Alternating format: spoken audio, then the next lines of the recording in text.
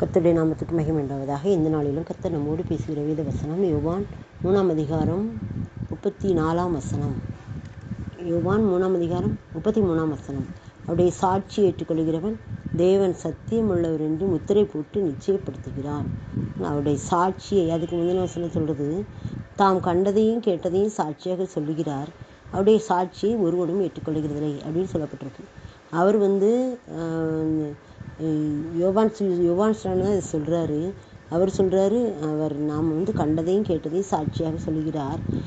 அவருடைய சாட்சியை ஒருவரும் ஏற்றுக்கொள்கிறதில்லை. இயேசு கிறிஸ்து சொல்லுகிற காரியங்களை மக்கள் ஒருத்தர் ஏற்றுக்கொள்ள மாட்டேங்கிறாங்க.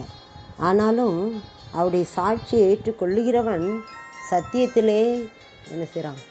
அவருடைய சாட்சியை ஏற்றுக்கொள்கிறவன் சத்தியத்திலே அவர் சத்தியம் உள்ளவர் என்று முத்திரை போட்டு நிச்சயப்படுத்துகிறான்.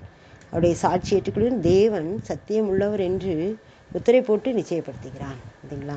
அவருடைய சாட்சி ஏற்றுக்கொள்கிறவன் ஆண்டவர் சத்தியம் உள்ளவர், அவர் உண்மையானவர், அவர் கர்த்தர் உண்மை உள்ளவர், அவர் அப்படியே செய்வார் என்ற வார்த்தையின்படி அவர் சத்தியம் உள்ளவர் என்று முத்திரை போட்டு நிச்சயப்படுத்துகிறான். நாமெல்லாம் அவருடைய சாட்சியை ஏற்றுக்கொள்கிறவங்க தானே. நம்ம தேவன் சத்தியம் உள்ளவர் என்று முத்திரை போட்டு நிச்சயப்படுத்தும். முத்திரைன்னு சொன்னாலே உறுதி பண்ணது தான்.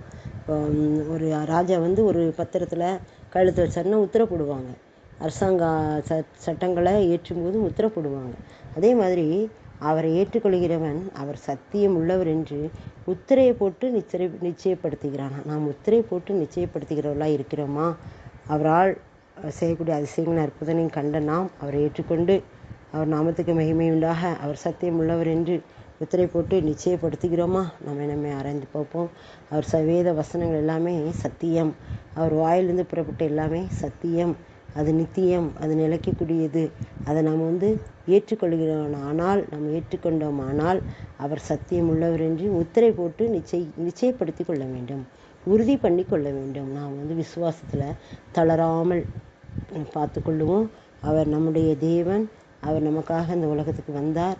அவருடைய வாழ்க்கையவே, அவருடைய ஜீவனையே நமக்காக கொடுத்தாரு. அவர் சத்தியம் உள்ளவர் என்று சொல்லி நம்ம முத்திரை போட்டு அதை நிச்சயப்படுத்தி கொள்ளுவோம்.